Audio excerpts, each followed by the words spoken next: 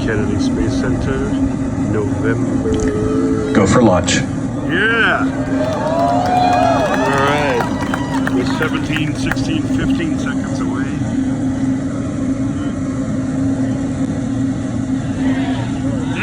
Stage up to startup pressures. 7, 6, 5, 15 seconds. 4, 3, 2, Falcon 9 is configured for flight. 10, yeah! 9, 8, 7, 6, There's a delay 5, on the internet. There we go! 3, Yeah! 2, 1, 0. Ignition. Liftoff.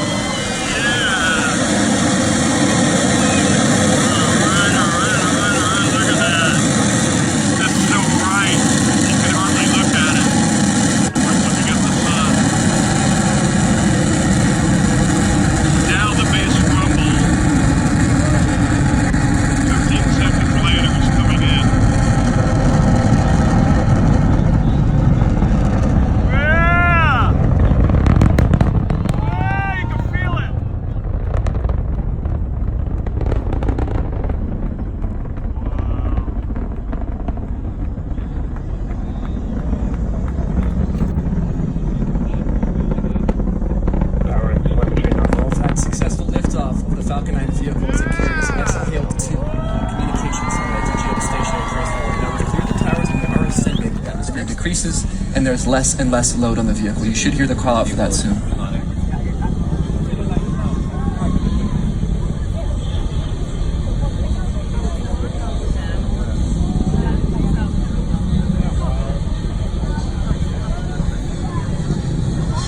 Vehicle has passed through maximum aerodynamic pressure.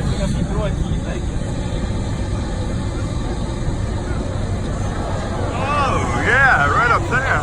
And we've had max Q, so again, decreasing pressure on the vehicle as we continue to ascend through the thinner parts of the upper atmosphere. Now we're coming up on a sequence here where a few events will happen in very short succession.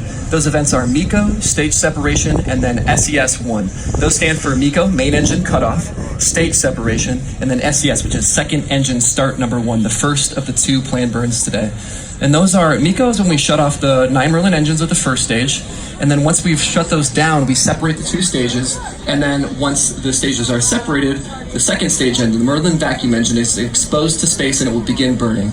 That will happen over the span of about 10 seconds, starting about 20 seconds or so from now. Again, main engine cutoff, stage separation, second engine start. You can see the curvature of the Earth.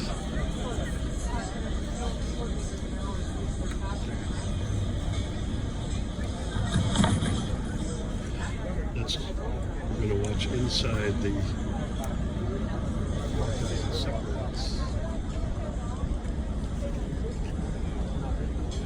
MECO at stage separation. Stage separation confirmed.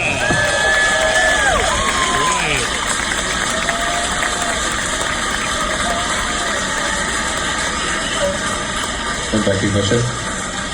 And we have had second engine start as the orange glow appears to brighten up the Merlin vacuum engine in the center of your screen. Again, transitioning the responsibilities from the first stage to the second stage. We'll follow both of those vehicles in parallel as we continue this webcast, but for now, the next major milestone is on the second stage, and that is when we deploy the fairings that encapsulate the payload. So SPL-2 is protected from the aerodynamics of ascent by that fairing. Once we're out in space, the air is not thick, we do not need it anymore, so we drop it to reduce our total mass. That fairing deployment will occur about 10 seconds from now.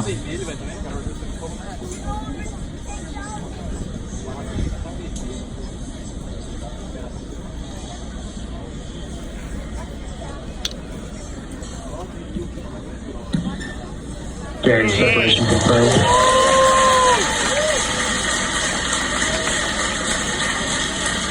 And with the fairings deployment that you saw on your screen, we now have SPL-2 exposed to that beautiful vacuum of space. Now, second stage is going to go quiet here for a few minutes. Remember, you can see the orange on your screen, and that is still burning, and this is the first of the 2 planned burns for second stage. This burn will be multi-minute, and we'll return to it in a bit. We'll shift our focuses back to the left of your screen now, where the secondary mission, the landing of that first stage, is targeting the drone ship, Of Course I Still Love You, in the Atlantic Ocean. Now, just like second stage, that first stage is going to conduct 2 burns in its lifetime, and those 2 burns, we've already seen the first one, we are about to see the first one in re-entry, and then we will see the landing burn. Now that re-entry burn is self-described. It's right before we re-enter the atmosphere. We want to slow down our velocity as much as possible. We're traveling very, very quickly. You can see on your screen, we're going 2,300 meters per second or so. It's an extremely fast velocity.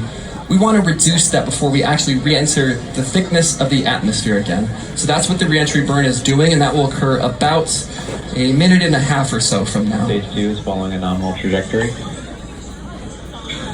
If any of you missed any of this, you can go and Google SpaceX Falcon Live. For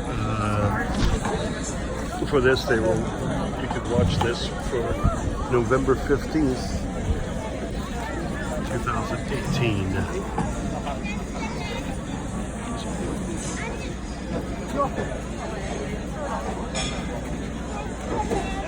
Now, if you're just tuning in, we've had successful ascents of the 2 stages. They have separated. Second stage is continuing on with S-HailSat 2. First stage is coming back. We're about a minute away from that re-entry burn to slow us down. That re-entry burn itself will last for about 20 seconds, reducing our velocity before we get into the density of the upper atmosphere.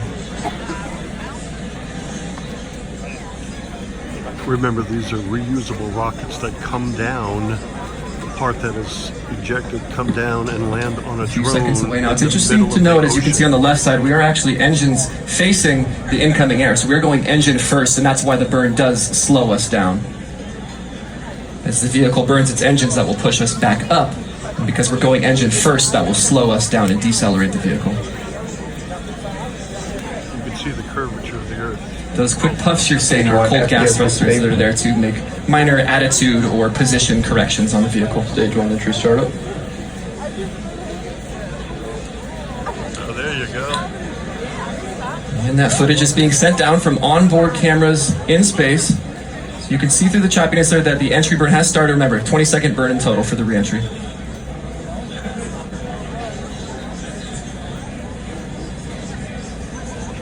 Stage 1 entry burn shutdown.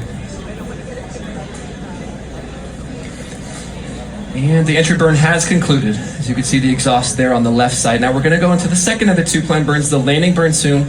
But it's worth noting that we'll have a very short sequence here as well. While the landing burn is occurring, second stage is going to conclude its first of 2 burns. So you'll see the landing burn start on the left side of your screen, and then you'll see the second stage stop firing on the right side of your screen. And then about 20 seconds after, you'll see the left stage hopefully come down with 0 velocity on the surface of the drone ship. Landing burn start. SECO number 1, landing burn conclusion.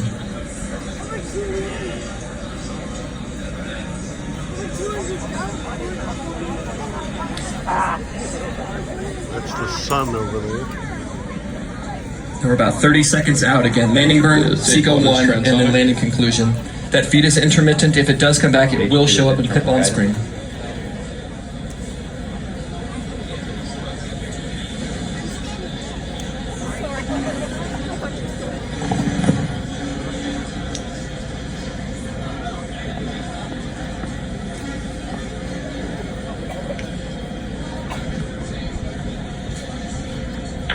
Stage 2 FTS is saved.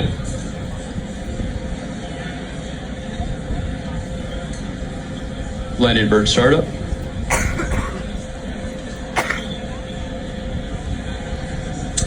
And there was SECO. You caught it at the very end there.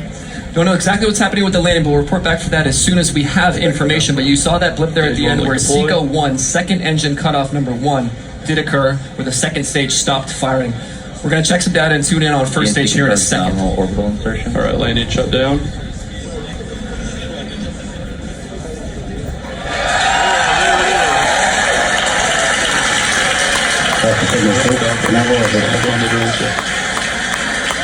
you're seeing is the separated rocket that And just there it landed. is. The first stage has landed on the drone ship Of Course I Still Love You in the Atlantic Ocean for another recovery and a potential third refurbished flight of this same booster.